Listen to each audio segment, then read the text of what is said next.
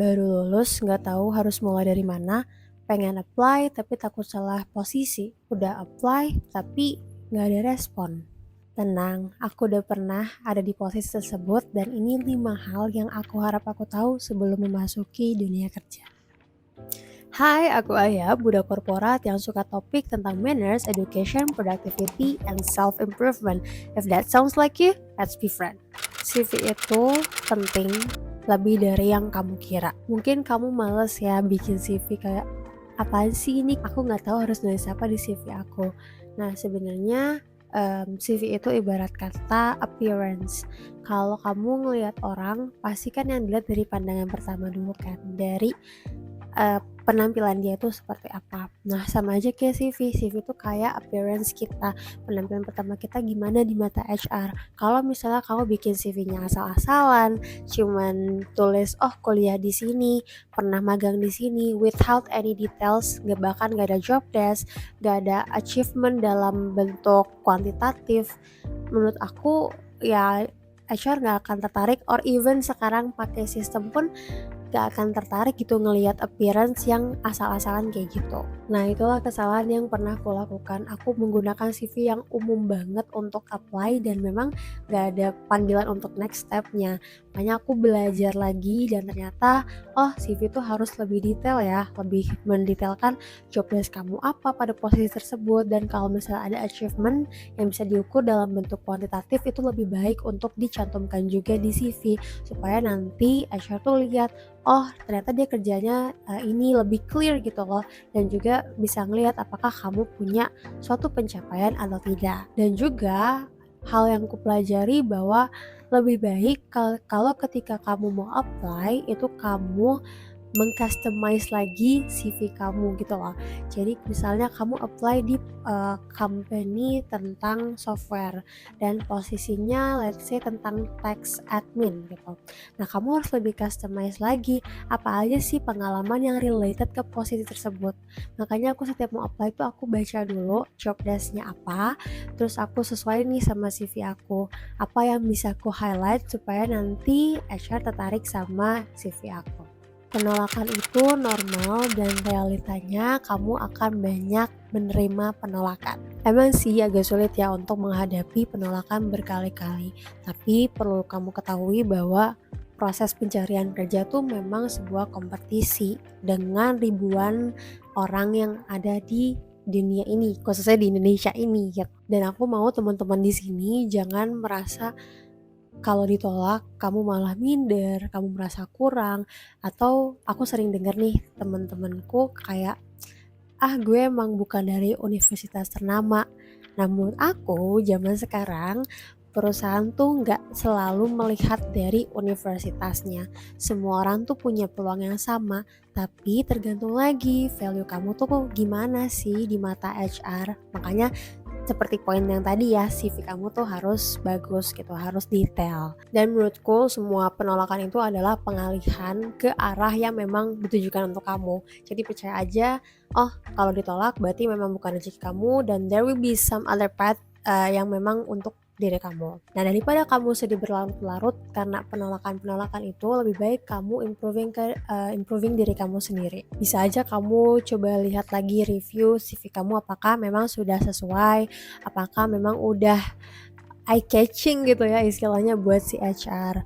Dan kalau misalnya kamu ditolak pada tahapan interview, kamu juga bisa refleksi diri tuh, kayaknya interview gue kurang ini. Pasti kan kamu akan merasa gitu ya setelah interview, tadi gue nggak pede, gue kurang ini.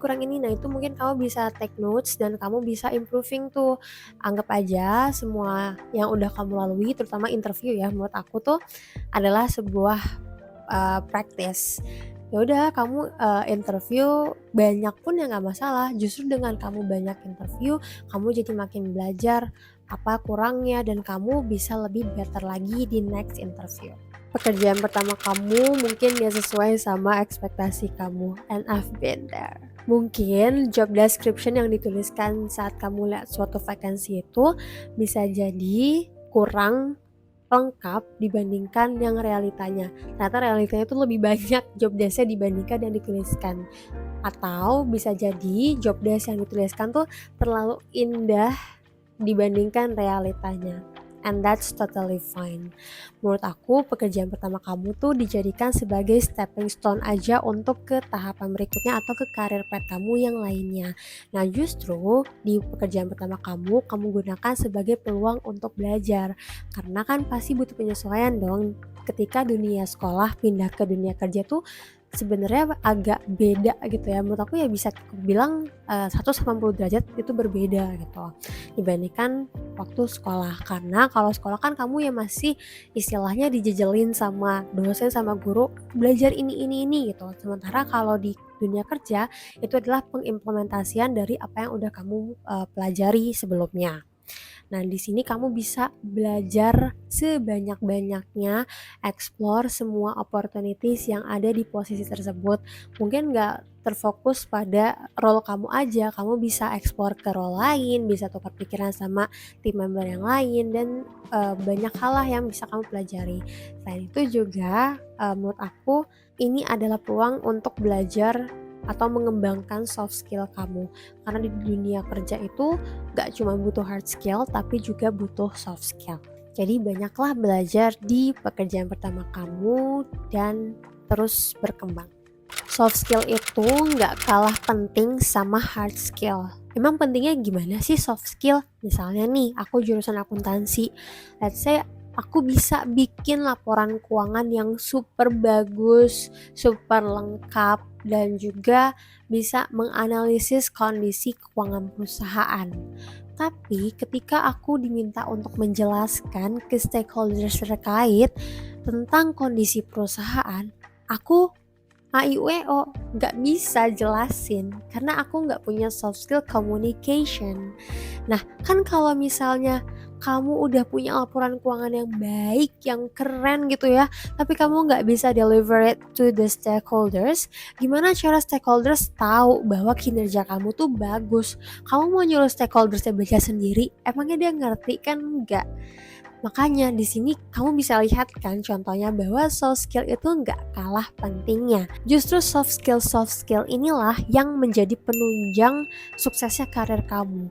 Communication, kemudian teamwork, problem solving, gimana kamu adaptasi sama perubahan, itu tuh penting banget sebenarnya. Tapi gimana dong Kak, aku masih kurang soft skillnya. Apakah aku terlambat untuk masuk ke dunia kerja? Gak ada kata terlambat guys, hidup tuh never ending learning process. Kamu tetap bisa belajar meningkatkan soft skill kamu. Gimana caranya? Pertama, cara kolotnya ya, kamu bisa searching aja, misalnya kamu pengen belajar soft skill communication, how to learn a good communication in workplace, itu bisa. Atau cara gampangnya kamu adalah minta feedback sama atasan kamu, kolega kamu, terkait dengan gimana cara kamu mengatasi masalah, gimana cara kamu berkomunikasi, itu bisa banget kamu minta feedback. Kemudian yang ketiga, kamu juga bisa mengamati orang-orang di sekitar kantor kamu. Misalnya manajer kamu, gimana sih cara dia problem solving, gimana sih cara dia komunikasi, itu bisa banget. Jadi jangan pernah takut untuk gak bisa belajar soft skill lagi. Just open your eyes and start learning right now. Last but not least, karir kamu adalah maraton, bukan sebuah sprint. It's okay, just take your time guys. Gak usah buru-buru untuk menjadi orang sukses terhebat di dunia seantero jagat raya tuh gak perlu. Belajar aja yang banyak, explore sebanyak-banyaknya mumpung kamu masih di umur 20-an. Bukan berarti kamu udah masuk dunia kerja, kamu harus langsung, saya orang dewasa, saya harus bisa menyelesaikan semua masalah. Gak kayak gitu guys konsepnya. Tetap kita harus terus belajar, terus improving from what we got. Sukses itu butuh waktu, butuh kesabaran, butuh continuous growth. Jangan merasa bahwa kamu gak sukses di umur 22, kamu fail di umur 23, berarti kamu akan fail seumur hidup. Itu salah besar. Aku mau semua teman-teman di sini yang nonton terus belajar, terus berkembang, selalu buka untuk peluang baru, untuk pengalaman-pengalaman lainnya, dan percayalah bahwa proses tidak akan mengkhianati hasil. Itu dia kelima pelajaran yang kuharap aku tahu sebelum aku memasuki dunia kerja. Semoga bermanfaat buat kamu. Kalau bermanfaat, jangan lupa subscribe. Dan kalau misalnya dari 5 lesson tadi ada yang relate atau hit you so hard, please let me know. Tolong komen di bawah. Dan karir kamu dimulai dari sekarang. Dan dengan langkah-langkah kecil, yuk kita tetap berprogres.